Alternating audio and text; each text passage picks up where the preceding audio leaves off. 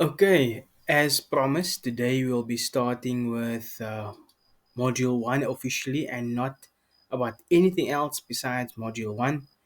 So, the format that we'll be following is a PowerPoint, and I will have my mouse on as well. And if there's anything that I need to add, I will add on the notes. Um, so, basically, I will look somewhat on my screen as well just to check where we are, and then I will also be adding some comments as well. But most of the time, I'll read from the PowerPoint and then I'll add my own input and my own views and explain the content to you as well. Okay, so let's begin. We have Module 1 Sales Management in 6, and we know that this is Module 1 is all about the organization of the sales force, and we are starting off with the opening statement. You will see it in your notebook and in your textbook.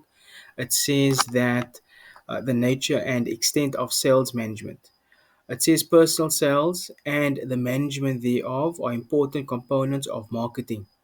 So what we're saying is that when it comes to sales, you need to use yourself within personal sales, and personal sales mean that you as the individual yourself are selling the product. You are putting yourself out there to sell what you have to sell.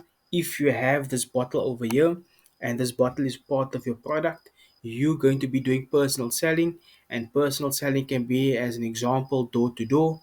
It can go from street to street, light pole to light pole, door to door in terms of shops, and you're going to sell your product.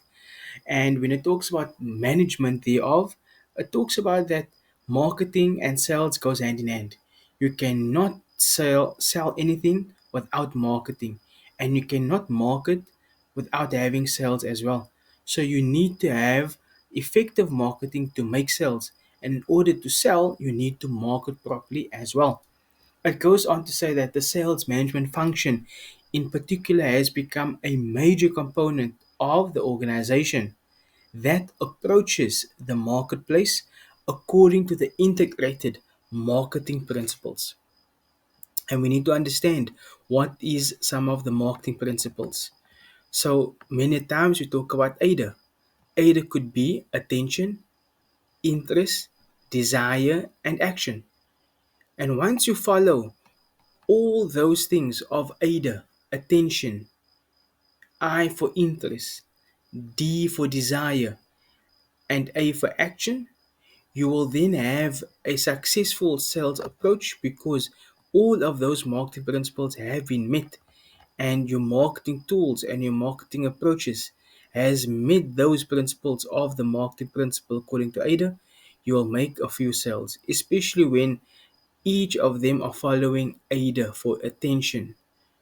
This the attention creates an interest. The interest of the product creates a desire within the customer themselves. And that desire leads to an action. And the action is what? Messaging, calling, emailing the organization that has posted the advert.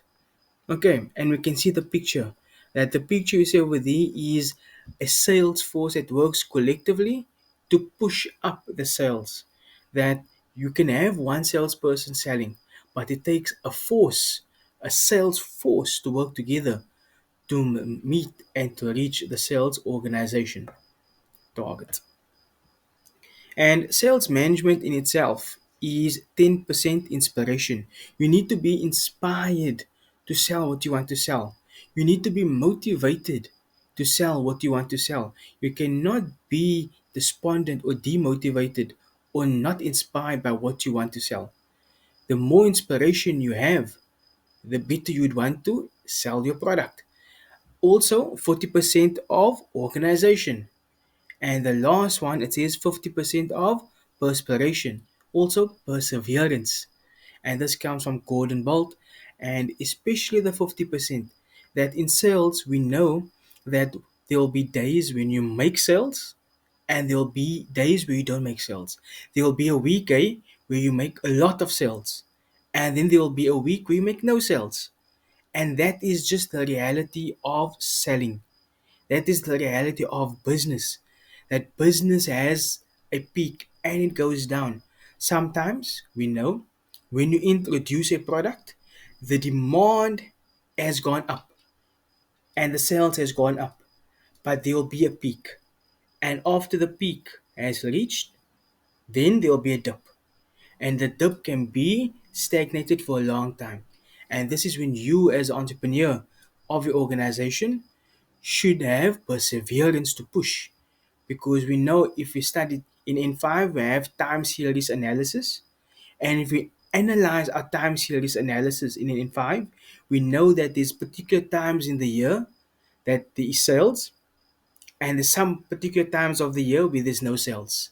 And that's why it's important to go back to your N5 module and to understand what is these things that we can use as a guide to identify when we'll make sales and we will not make sales. Called time series analysis. And as an entrepreneur, we know we need to persevere. We need to work hard. We need to have goals. But the main thing is not to give up. And yes, you can do it.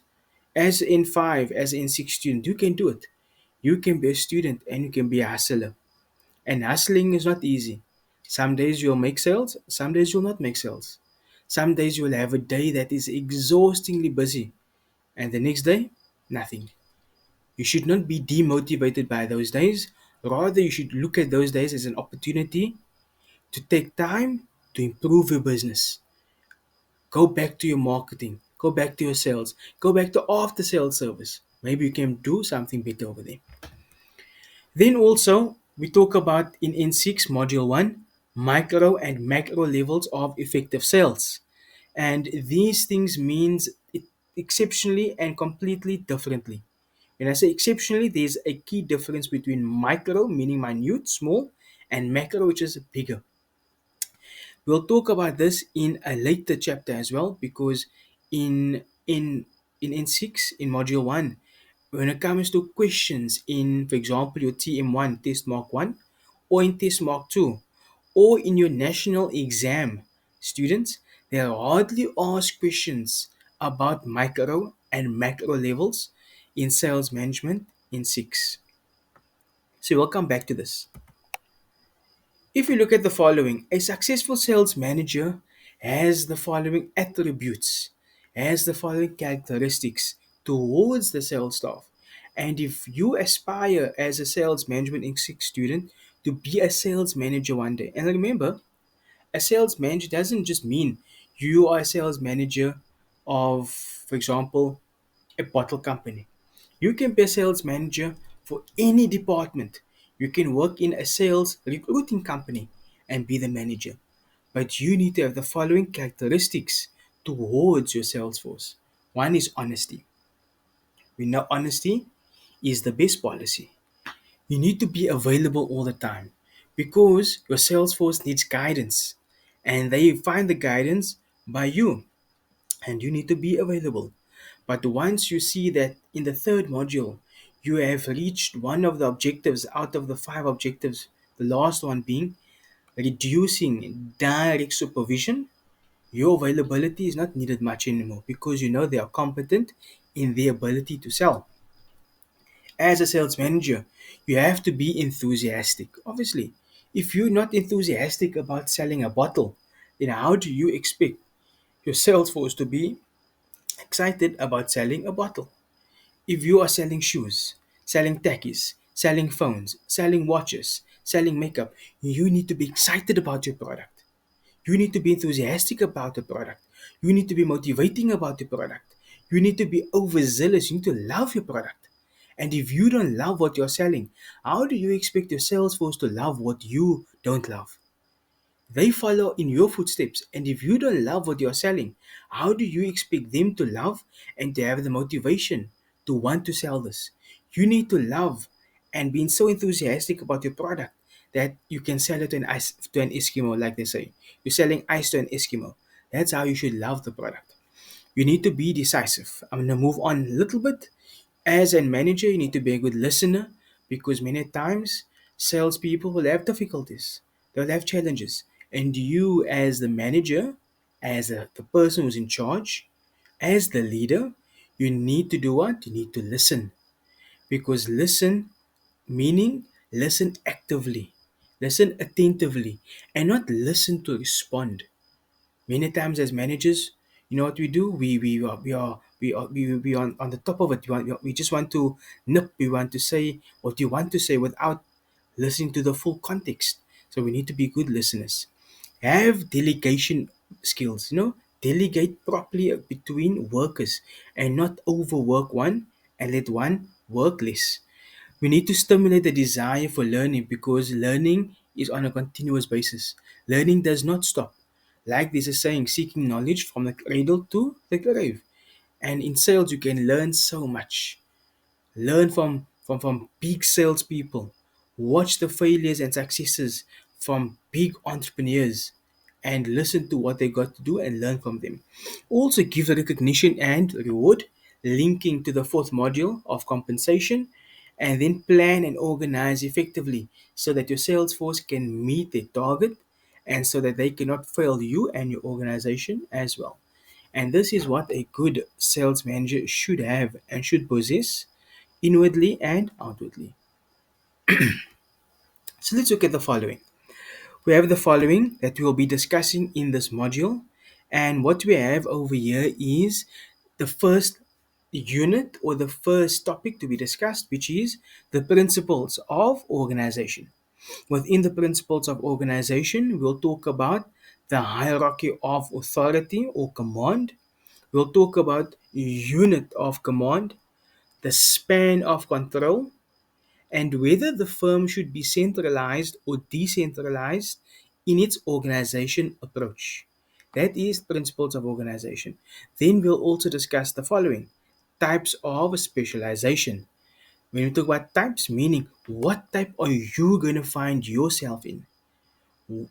So you need to really understand and think holistically about this. Yes, principles of organization is there. We understand a little bit about it, somewhat not T'Challa, teacher. I don't understand what you're talking about, but I do understand, okay, geographical.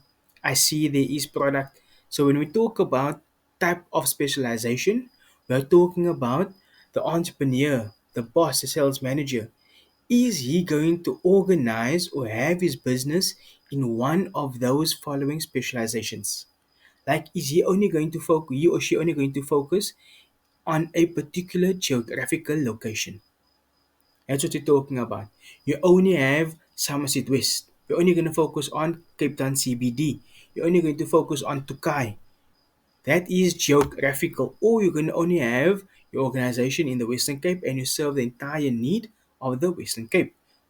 Or you're going to only have a product line. You're only going to focus on particular products.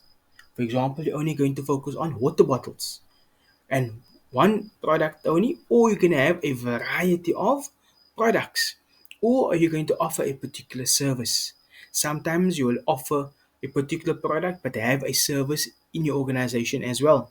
So an organization that serves a service but also offers a product within your organization that complements your service. Or you're going to only have an organization that focuses on particular clients. So this is part of your target market, because within your target market you need to identify what type of people you're going to target for your product or service or for your organization. And then we'll talk about the function line of this particular specialization and the matrix towards this particular approach as well. And this is where we find ourselves. Let's move on. So the first one we'll be talking, like I said, is about hierarchy of command or hierarchy of authority. And this is quite simple to understand for the fact that hierarchy means from the top, delegating down to people below you, delegating down to the people below them, and delegating down to those below them. It is from the manager to the floor manager to the workers on the floor. In a school, for example, it's going to be the principal to the HODs, from the HOD to the program leaders, and from program leaders to the educators. Or it's going to be from the CEO to the branch manager, then to the local branch managers, then from the branch managers to their workers, and so forth. And hierarchy of authority again, or commanding, um, information or commanding delegation, sending out duties and responsibilities according to the rank within the organization or according to the status that they find themselves in. And it says over here that this is a system in which members of an organization or society are ranked according to the relative status or authority. It also says that the sales organization incorporates a hierarchy of authority, which means that activities within the organization takes place on different managerial roles, like centralized and decentralized. A centralized management authority, management from above, and decentralized at the lower level management. What is important to understand for the tests and for your national exam is the next part. The part where it says each, then therefore. Normally, this is the question that comes in. For example, name and explain one of the principles of an organization. Then they give you hierarchy of authority.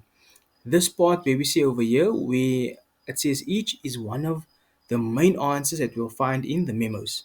And it says each control then therefore falls under the control of a manager with a certain authority and responsibility assigned to him or her regarding that specific managerial level. So there are key things that we can take from this is that each control therefore then falls under the control of a manager. So we know there's a manager, control of the so that's firstly there. But the manager must have particular things for the marks. They must have authority and they must have responsibility. And this responsibility is signed to him or her regarding that particular managerial role. And that's where you'll get your marks. Sometimes it's 6 marks. Each control 1 mark. Then therefore falls under another mark. Control of the manager, another mark. With certain authority, another mark. And responsibility, another mark. Assigned to him or her according to that specific managerial level, the 6th mark. It could be 5, where they put authority and responsibility together. Okay, we go on to the next one. Also, one of the questions they love to ask within the national exam. And here we can see an example of hierarchy of authority where we have the main person, like for example in a household, you have your let's say your father. Though we know the mother is actually the boss, but we say the father is the boss. So we have your father on top, for example, and then we have next to the next just below them we have, for example, maybe your mother, and then you have maybe the ma, and then below your mother you have all the kids, and then below your ma all her kids, for example. In the workplace you have the boss, you have HOD, another HOD, then below the HODs you have the workers below them, and that's how the control of authority will be assigned according to their levels and status. Another picture or just a slide video that we have over here, and each of them have people below them, and they have people below them where they delegate, and but they need to have what certain authority and responsibility assigned to him or her. So we have unity of command. Unity of command, again, a question they love to ask in the national exam, a question they love to ask in test mark 1 and test mark 2. So what is unity of command? We know with the word unity, we know what it means: togetherness. Command, a verb indicating a means of ordering, of delegating. And here we need to understand that this is another question they love to ask. And what is unity of command? Unity of command, it says that this means that all the people in the sales organization should be supervised by a single person who is endued with the proper authority and responsibility to fill his or her to fill this particular supervisory role. Again, that this is a question they love to ask in the national exam. And where do we get this marks? This marks will get by all people in the sales organization should be supervised by a single person who is endued with the proper authority and responsibility to fulfill this supervisory role? 6 marks. If it is 5, authority and responsibility goes together. If you look and you see the pattern in the hierarchy of authority and command, it says again authority and responsibility that is enjoyed to him or her to fulfill the supervisor role, to fulfill this particular adventure, to fulfill and to make sure that everything runs successfully. It must be by a single person who is appointed. So there's some common denominators in here to make it easier for us to understand. Example, it says that all branch salespeople should be under the direct control of the branch sales manager, who in turns reports to only one regional sales manager as well. And we can see that we have somebody in the picture over there talking to his team, and he is the one that is supervising. He is the single person that has the authority and has the responsibility to fulfill that supervisory role. And we know a supervisor is someone who oversees, who is in charge, who is the captain, and they will then delegate because they have the authority and responsibility. Let's move on to the last two and then we'll in the slides. Span of control. When I say span, you can't see my hands over now, but I'm looking and I'm keeping it out like a bird. A bird have a span of control over the wings. When one of the wings is out, the whole bird will not be able to fly. The same with the plane. That if one of the engines on the side of the plane is out, the plane will not be able to fly straight. And this is what we're talking about, span of control. That this refers to the number of salespeople who can be supervised effectively, again by a single immediate sales manager. Again, by a single immediate sales manager. So again, there's some key denominators over here that explains to us what is span of control.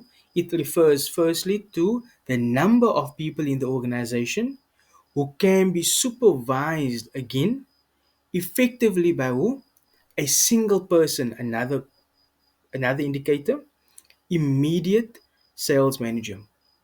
And this person should in turn also have authority and responsibility to fulfill the duty of supervising all the salespeople. You cannot have 10 salespeople and only manage 5 of them. What about the other 5? If you take on 10, you must manage all 10 effectively. You cannot take more than what you possess.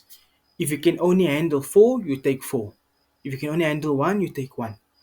And if your ability does not allow you to take on more, you manage with what you can do. And then the last one we'll be talking about is how the optimum span of control should be determined within an organization based on the following factors. And this leads back to the unit over here, the principle that we have.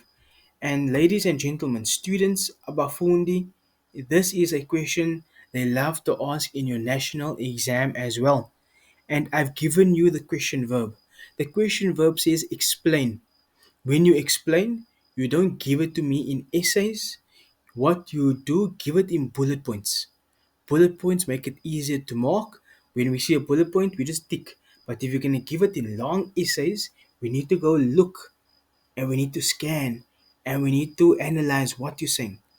So, explain how the optimum span of control that this single immediate sales manager should have over his salespeople is based on the following: that the particular objectives and circumstances of the organization should be met, that these particular objectives and circumstances of the organization, and if that objectives should not be met because there is not enough control over the people, then it should not be within its place. Then also the complexity of the sales task. How complex is it? How difficult is it? How integrated is it to complete? How difficult is it to complete? And if the sales managers cannot complete it because they're not getting the proper support, then we need to analyze on this particular factor. We should also look at the skill level of the sales manager. Does he have the ability? Because a sales manager should know how to manage, but should also know how to lead. The only way you're going to lead your people is by having control over your people. And then the skill level of the salespeople. Do they have the ability to work in a team? Do they have the ability to take orders? Do they have the ability to meet the objectives of the particular organization under the circumstances in which they find themselves in? And then the last one, the amount of time that the sales manager can spend on the immediate supervision of his or her sales staff. That's also important because span of control means that the number of salespeople that a sales manager can control within the organization by a single immediate sales manager effectively. And when you say manage and supervise, it should be effectively. And if you cannot manage effectively all the people, then this does not fall under the condition and factors in which you should have span of control. And again, the question says, explain how the optimum span of control would be determined within an organization based on the factors. The optimum meaning it's like the bare minimum that should be there. Okay, optimum to the most, to the max. Okay, so this is where we find ourselves at this moment. And then the last one, we should also decide whether in module 1 your firm should be centralized or decentralized in its sales organization.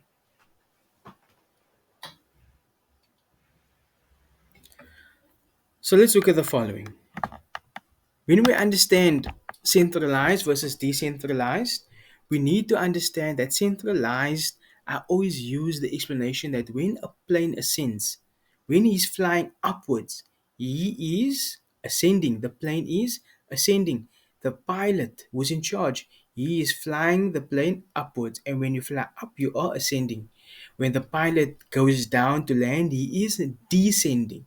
So, centralized to ascend, decentralized to descend the plane, to go down, centralized to go up. And let's look at what it is saying. Centralized sales organization is the responsibility and authority for decisions that is being made in the organization that are concentrated at a higher level of management. So all decisions and authority and responsibilities comes from a higher level of management, not by the people below them. That is centralized. That centralized comes from the higher powers. Where decentralized sales organization is the responsibility and the authority for decisions in the sales organization that are delegated to who? The lower levels of management. So, centralized organization is the responsibility and authority for decision making at a higher level, and that information goes on to the decentralized level of people, meaning that the authority and responsibilities for decisions are then delegated from the centralized to the decentralized lower level of managers, lower level of people. And that is a difference between centralized, that authority and responsibility is at a higher level of management, and decentralized is authority and responsibilities of decisions are being sent or delegated to people to who are at a lower level of management. Hence the word decentralized going down. And the advantages, we can look at the advantages for now, but this is one of the major questions I love to ask as well in terms of what's the difference. Explain the difference between centralized and decentralized. I think for now we are 30 minutes into the class, and we will end the class here at 30 minutes. In our next class, we'll start off again with the firm centralized or decentralized in its sales organization. For now, if there's any questions or any inputs or any advices, any other ways that in which you guys have any inputs, please let me know. I am only an educator and an individual human. We make mistakes. We say things that might not make sense. sometimes to those who do not understand. If you have any inputs, please advise in the comments, as well as to like, to share, to subscribe, and to share this to those who need assistance with sales management in six. Like I say, this is my methodology of teaching just for now online. Um, when I teach in person, it's much different. It's more interactive. It's more explained because of time that I have on my side. But for now, I keep everything to 30 minutes max. But thank you for being here. I thoroughly enjoyed the class. I look forward to seeing you all in the third part or the fourth part, where we go on to the specialization types of module 1.